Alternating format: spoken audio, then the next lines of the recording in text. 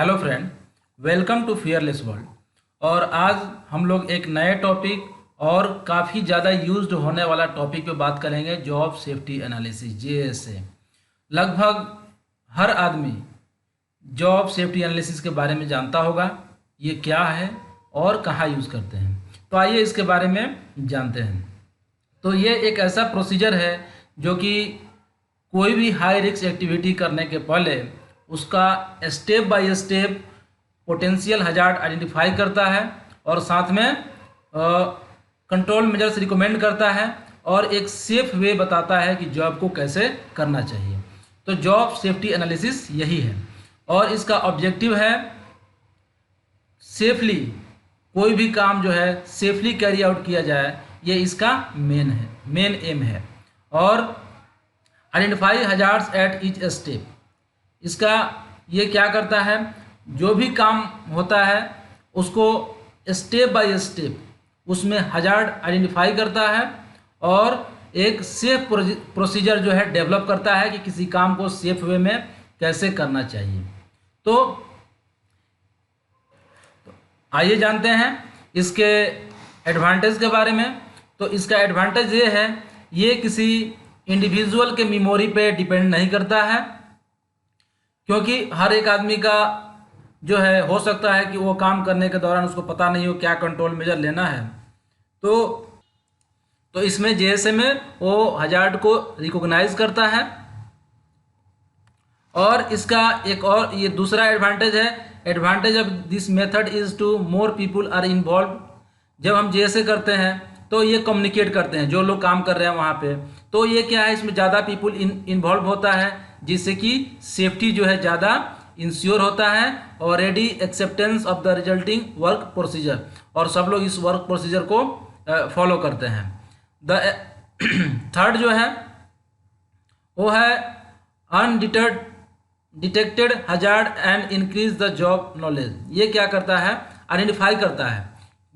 कोई ऐसा रिस्क होता है जिसको आइडेंटिफाई नहीं किया जा सकता पहले, तो जॉब सेफ्टी एनालिसिस करने के पहले ये क्या होता है कि जो भी अनडिटेक्टेड हजार्ड होते हैं वो ये स्टेप बाय स्टेप करने से उसमें आइडेंटिफाई हो जाता है और सबको पता चल जाता है कि ये हजार्ड है और इसके लिए ये प्रिकॉशन लेना चाहिए। तो ये इसका एडवांटेज है। और फोर्थ एडवांटेज है कि ये क्या है कि कम्युनिकेट होने से regular contact between supervisor and workers, ये एक रिटर्न प्रोसीजर हो जाता है कैसे काम करना है और कम्युनिकेट होते रहता है सुपरवाइजर्स एंड वर्कर्स बीच में, जिससे कि कम्युनिकेशन बढ़ता है और सेफ्टी इंश्योर हो पाता है। और it also serve as teaching aid, ये साथ में अगर हो सकता है कि सुपरवाइजर को पता ना हो तो ये एक टीचिंग एड का काम करता है for initial job training and as a briefing guide for infrequent job. तो आइए जानते हैं जॉब इंक्लूडेड इन JSA, कौन कौन सा जॉब जो है JSA के अंदर करना चाहिए। और आपको जैसे कि बहुत सारा वर्क करते हैं हम लोग, कुछ रूटीन होता है, कुछ नॉन रूटीन होता है, कुछ वर्क हम लोग हमेशा करते रहते हैं, कुछ लोग कभी कभी करते हैं, तो हमेशा जो है वर्क चेंज होते रहता है। तो किस वर्क का JSA करना चाहिए और किस वर्क का JSA नहीं करना चाहिए, इसके बारे में जानते हैं। तो जॉब विथ हायर इंजरी और इलनेस रेट, वैसा कोई जॉब जिसमें हाई इंजरी रेट हो या इलनेस का रेट हो तो उसका JSA करना जरूरी होता है। तो जैसे अगर एक एग्जांपल मैं दूं तो ये इरेक्शन, जैसे कि हम लोग इरेक्शन करते हैं, तो इरेक्शन क्या है, एक हाई रिस्क एक्टिविटी है। जैसे वर्क एट हाइट पे काम करना पड़ता है, मटेरियल फॉल होने का चांस रहता है, तो एक हाई रिस्क एक्टिविटी है जिसका हमको इरेक्शन करने के पहले JSA करना चाहिए। और साथ में jobs with potential to cause severe और डिसेबलिंग इंजरी, कोई भी ऐसा वर्क जिसमें जॉब जो है पोटेंशियल टू कॉज सीवियर और डिसेबल इंजरी करने का चांस हो तो उसका भी JSA करना जरूरी होता है। और one simple human error could lead severe accident, और ऐसा कोई जॉब जिसमें एक सिंपल ह्यूमन एरर जो है जिसमें एक वो रिजल्ट हो जाए, could lead A severe accident और इंजरी। एक छोटी सी आदमी की गलती से, वर्कर की गलती से अगर सीवियर इंजरी हो जाए, ऐसे वर्क को भी आप जॉब सेफ्टी एनालिसिस करेंगे उसको करने के पहले।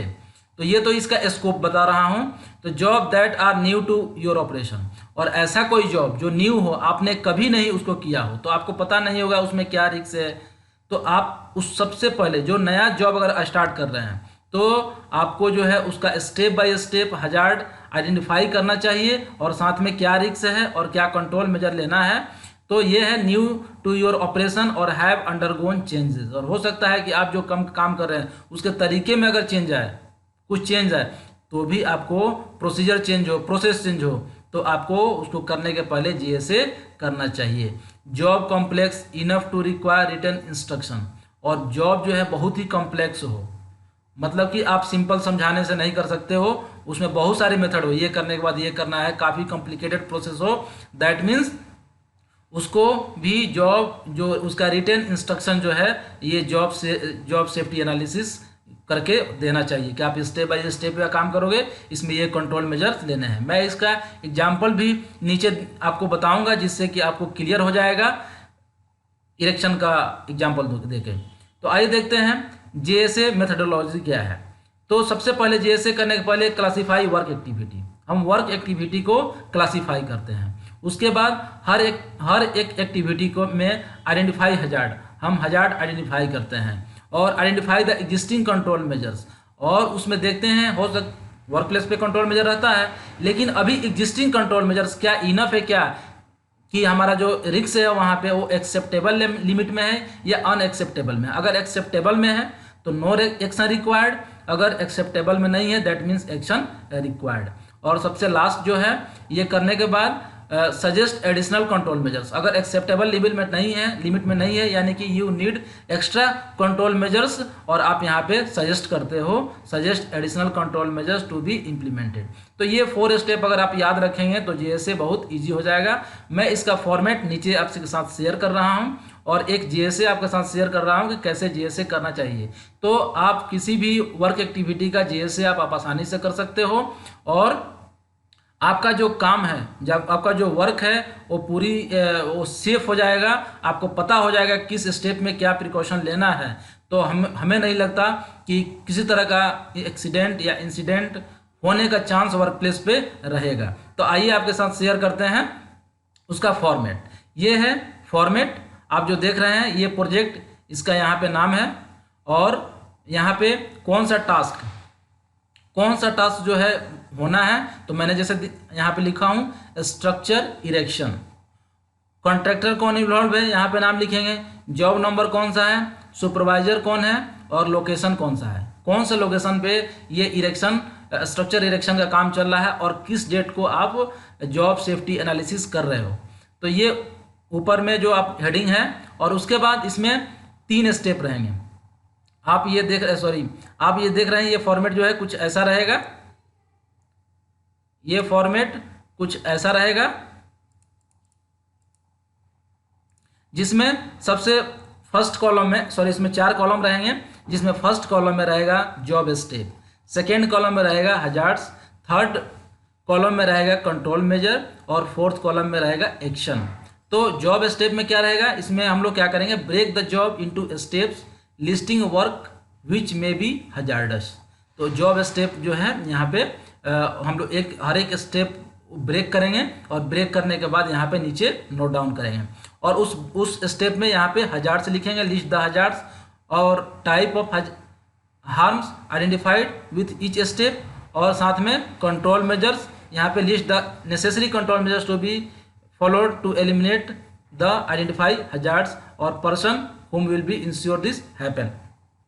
तो इसमें अभी क्या कंट्रोल मेजर्स हैं और क्या कंट्रोल में दोनों यहाँ पे रिकमेंड, यहाँ पे आप देख सकते हैं क्या आपके पास इसमें रहेगा, क्या अभी कंट्रोल एग्जिस्टिंग कंट्रोल मेजर्स है और क्या रिक्वायर्ड है, आप यहाँ से इम्प्लीमेंट कर सकते हैं। तो ये 4 कॉलम रहता है जेएसए में। तो आइए देखते हैं, एक इरेक्शन वर्क हो रहा है। तो सबसे पहले इरेक्शन वर्क में क्या होता है, तो shift of material at work area bye manually, material को शिफ्ट करते हैं इरेक्शन करने के पहले। तो क्या हो सकता है, पर्सन, फॉल और ट्रिप हजार्ड। तो इसमें कंट्रोल मेजर्स क्या क्या लेने पड़ेंगे, तो सबसे पहला जो है access to be cleared from all unwanted material, access clear होना चाहिए, यूज ऑफ प्रॉपर पाथवे होना चाहिए, और इसमें और क्या कंट्रोल मेजर्स लेना है, only trained worker, rigger, fitter allowed to work, और PP is to be given to all workers who are engage the work, और साथ साथ अलग और भी कंट्रोल मेजर्स हैं। Before start the work tool box to be given and recorded, और continuous supervision to be provided, continuous supervision provide किया जाना चाहिए। तो ये क्या है, कंट्रोल मेजर्स है। आप देख सकते हैं कि जो कंट्रोल मेजर्स ऑलरेडी अगर वहाँ पे है तो ठीक है, जो नहीं है दैट मीन्स वो आपको और अप्लाई करने हैं और सबसे सभी वर्कर के साथ ये कम्युनिकेट करना है। सेकंड जो स्टेप है, आप सेकंड जो है देख रहे हैं step, stocking of material at erection area. इसमें भी कुछ हजार्ड्स हैं, जैसे कि फॉल ऑफ मटेरियल हो सकता है, तो इसके लिए क्या है, ground will be levelled properly, material stock not more than 1 metre height, 1 metre height से ज़्यादा मटेरियल को स्टॉक नहीं करना है, और stock of material will be soft barricaded properly, और जो जहाँ मटेरियल आप स्टोर करते हैं सॉफ्ट बैरिगेशन वहाँ होना चाहिए, और appropriate hand gloves to be provided, और साथ में उनको उसके लिए सूटेबल हैंड ग्लोव्स उनको प्रोवाइड करें।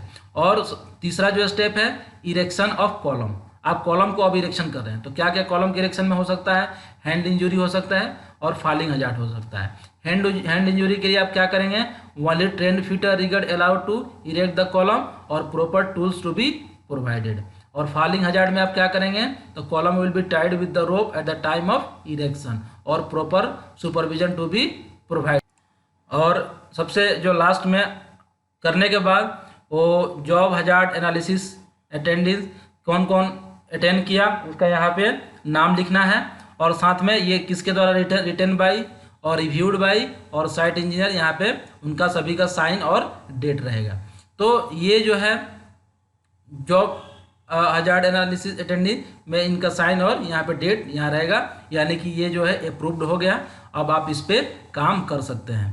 तो ये जो जॉब हजार्ड एनालिसिस है, आई थिंक आपको इसमें पूरी जानकारी मिली होगी, और अगर वीडियो अच्छी लगे तो लाइक कमेंट शेयर करें, और साथ में सब्सक्राइब करें, बेल आइकन को जरूर दबाएं ताकि मैं अगला जब वीडियो बनाऊं आपको नोटिफिकेशन मिल जाए।